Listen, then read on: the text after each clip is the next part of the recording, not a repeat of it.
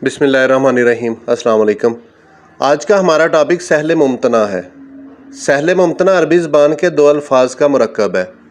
सहल के मानी आसान काम, नरम के हैं, जबकि मुमतना के मानी मना किया हुआ, रोका हुआ के हैं। यहाँ सहल मुमतना शेरी बयान और इजहार की इस्तिलाह है। इससे मुराद ऐसा शेर है जो इस कदर आसान अल्फाज में अदा हो जाए कि इससे आगे मज़ीद सलासत और आसानी की गुंजाइश ना हो, मज़ीद आसानी मना हो, मतलब मज़ीद आसानी मुमकिन ना हो। सहल मुमतना शेरी इजहार का सादा तरीन पराया है। अब कुछ शेरी मिसालें देखते हैं, उसके बाद मज़ीद तफसील की तरफ जाएंगे। सबसे पहले मीर तकी मीर का शेर।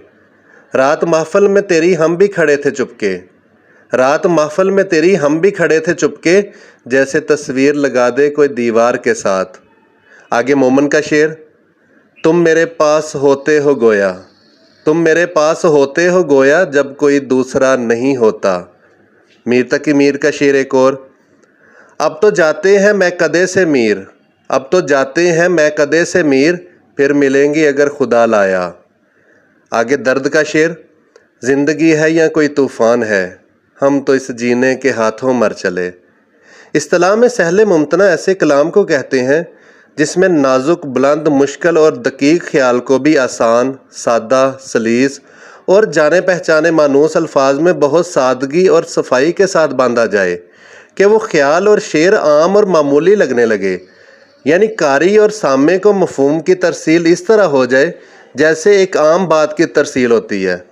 सहल मुमतना की तारीफ़ ये है कि ऐसा शेर जिसकी नसर न की जा सके, यानी इसमें इतनी सादगी और अमूमियत हो कि नसर में कुछ बयान करने के लिए बाकी ही ना रहे।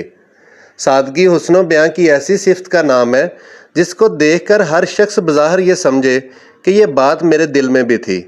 और ऐसा कहना शायर के लिए आसान है, मगर जब खुद कोशिश करे वैसा लिखना चाहे तो ना लिख सके।